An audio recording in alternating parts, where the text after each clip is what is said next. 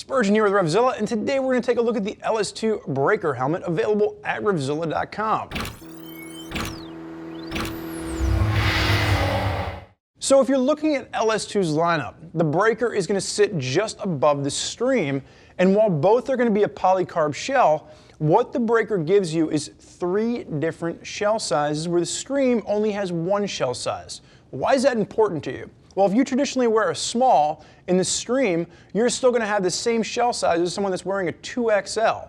So with the breaker, what this does is if you are in smaller sizes, it helps to give you a smaller shell for a smaller size helmet, and that helps to cut down on weight. When we threw this on the scale, it is 3 pounds 12 ounces in a large, and it is going to carry the DOT safety rating with this. So if you are looking at this helmet, one of the things that's going to be a quick important feature is how this helmet fits you. So we can talk about sizing, but we can also talk about the intermediate shape to this, or the internal shape to this rather. And where some of the helmets are going to be more of an intermediate oval, this is going to be a neutral to intermediate. It's not going to be quite round, but it is going to give you a little bit more room on the side of the head. So when we say intermediate oval, what we mean with that is a little bit longer front to back, narrower on the side of the head. And this is going to be a cross between a neutral to an intermediate. So what that gives you is it shortens up the length a little bit from the front, gives you a little bit more room on the side of the head. So just keep that in mind. Every helmet is going to have a different internal shape to it. So breaking down the LS2, what we have in front of me for the breaker is going to be the split graphic. And the split graphic is going to be a matte finish to this, and it's going to be pops of high vis. One of the real notables with LS2 is their finishes are top notch. They have a really good hand to their finish, and with this matte finish, it's no exception. What you have is a very fast feel to it. You have this high vis that kind of pops to the front and pulls to the back, and you have these star logos almost kind of working its way underneath the matte finish. And really what you get is an asymmetrical helmet with a fast feel. There's obviously solid colors available too, and guess what? There is a chrome version. Wow. So I will say, as far as the chrome goes, if you are an individual that likes chrome, it's extremely hard to put chrome on a helmet. LS2 does a very good job. The prices will vary depending on the finish you go with.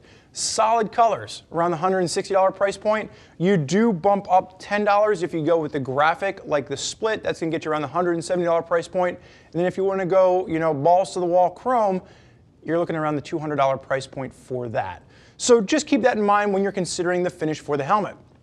Taking a look at the front, starting with the intake vents. Really what you have are you have 2 main intake vents. You're going to have one along the chin, which is going to allow airflow to push through to the face, but you're also going to notice that there's channels along the top here, which helps to push airflow up to help the anti-fogging feature on the actual the face shield itself. Now there is no insert available for this face shield, but it does have an anti-fog coating on it. Now in addition to that front chin vent, you do have one top vent as well, and it is a actuated vent with one lever on the top, so it's 2 positions. You have open or close. There's no middle position for this, so you can either open it or you can close it. And when we get to the inside, you will see the channel cutouts in the EPS liner, which help to push that airflow around to the vent that's on the back. And the back on the vent on the back rather is a passive vent, so there's no way to actuate, open or close that vent. If airflow is pushing in from the front, it pulls out the back. Now, back to our face shield with this. One of the things to note is with an LS2 face shield, I love the way that these things actuate. You have one little tab that pushes out. You simply push it out and it pops off, and then all you have to do is reline this up, pops right back into place, and then it's set to go. It's one of the easier face shields that we have to actuate that we've seen, and it simply works. The one nitpick that I have here is going to be the gasket. Now, when we were taking a look at the LS2 Infinity helmet, that's going to be that jet style 3/4 lid from LS2. It had a double line gasket at the top, which I was very impressed with. I would have loved to have seen that same gasket used on the breaker helmet. And I say that because this is a full face helmet. Traditionally speaking, if you're using a 3/4 helmet, you're expecting a little bit of noise and a little bit of airflow. With this helmet, you would expect to have that double layer gasket at the top just to help give it a little bit better of a seal. Now, I like the way that this gasket seals up. There's no loose spots until you get around to the very edge on this, but just that extra 2-layer gasket working its way around would have given me a little bit more of a secure fit with the face shield on this helmet. And you do have an internal drop-down sun visor. So it is going to be actuated on the left-hand side. I'll just open that up so you can see it. And that internal drop-down sun visor has a very solid feel. A lot of times with some of those cable-actuated sun visors, they kind of hang up and they don't push all the way back up. It goes all the way up, all the way down, and when it is in the full closed position, it doesn't put any undue pressure on the bridge of your nose. As I've been looking through a lot of the LS2 helmets, that's one of the things that I will commend LS2 on pretty much across the board for their internal sun visors. They don't really pull in too close to the face that it causes any discomfort. Now, one of the concerns for a lot of riders is if you're using a comm system, right? Because most of the comm systems today, they mount on the left-hand side. You're rocking along, holding the throttle down with your right-hand side, actuate the comm system with your left-hand side, or the left hand, and there might be a little bit of fear that this is going to be kind of in the way of where you'd mount the comm system. With the breaker, this is going to be already pre-accepting of two different comm systems that would mount in the back of the helmet. So there's going to be a proprietary link-in system, and Cena is also developing a system that is going to be designed to work specifically with this helmet. So there's no fear of worrying about where you're going to mount that comm system on this lid. Now, if you're going to try and mount it up with your existing comm system, just keep in mind you're probably going to have to mount it a little bit further back than you normally would, and it might come into play when we're looking at how this chin roll is going to work with this as well. So it's not going to be easy to mount around this. So you're probably going to want to use either the system that's designed for this, or maybe like an SMH-10R, which is a sticky mount system that would mount to the side of the helmet. As we pull around to the back, one of the things you'll note, it is a DOT rated helmet. Like I said in the beginning, DOT safety rating only. It's not going to carry an ECE or a Snell rating with this. So let's move on to the inside. So taking a look at the interior of the helmet, first and foremost, it is a ratchet strap design. So this is going to be a make it or break it feature for a lot of riders. There's some riders out there that love the ratchet strap. It's easy, it's simple, I can get the helmet off very quickly. Personally, I like a double D ring, so I'm not someone that's going to be a fan of the ratchet strap, but if you are, that is a notable feature. The other thing you'll note is that the pads that are going to be a very comfortable pad for the straps themselves are removable. So you can take those off and you can wash them, but there's almost a neoprene material to this, and it's extremely comfortable against your skin. You'll also notice that there are going to be pull-throughs for emergency release cheek pads. So if you are rocking this, what you can do is that there are going to be straps here that will simply pull out. And if you are using this in a situation, you can leave those emergency tabs pulled out. So if you are in an accident, the EMTs know how to use these. You simply can go ahead and pull on the strap and the cheek pads pop right out. Go ahead and pull those out outside of the neck roll. One of the things that I will show you with the liner with this is that this is going to be that Magnatech liner that we've seen pretty much across the board from LS2.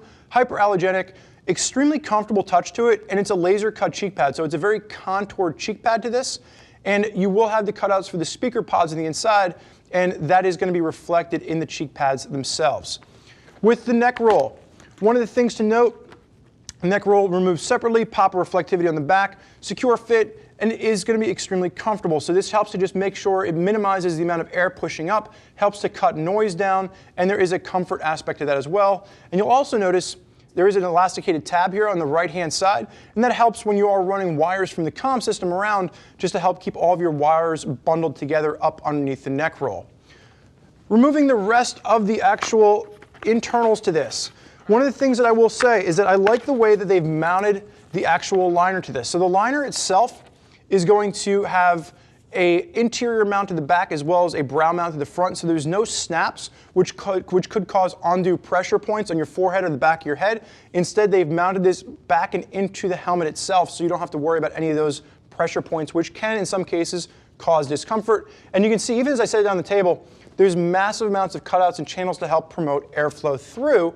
And one of the things you'll note, and we've seen this on some of the other LS2 helmets, they've done a double liner with this. So in addition to those channel cutouts that we're going to see in the EPS, they've done this 3D mesh style interior cap. And what this does is, we've seen 3D mesh before in jackets and gloves, it promotes airflow. So as the air pushes through from the front, this helps to just diffuse the air, push it around the entire helmet, and make sure that it's not just those two channels that are getting air, but rather pushing the air around the inside of your head, or the inside of your head, just to help make sure you do maintain a cool and comfortable situation. And then as you look at the inside there, you can see those channeled cutouts which run across the top of the head.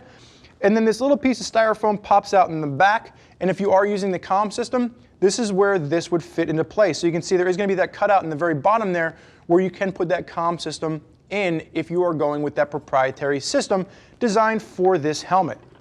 Now, there's a lot of riders out there that are utilizing LS2 helmets, and if you want to hear more about what those other riders have to say, you can click the info button on your desktop or mobile device, which will allow you to read other rider reviews from folks that are already out there putting an LS2 breaker through its paces. If you have more questions for us reach out to one of our gear geeks at 877-792-9455 or simply shoot us an email, cs@RevZilla.com. Thank you for joining us for this look at the LS2 Breaker Helmet. I'm Spurge. Enjoy the ride.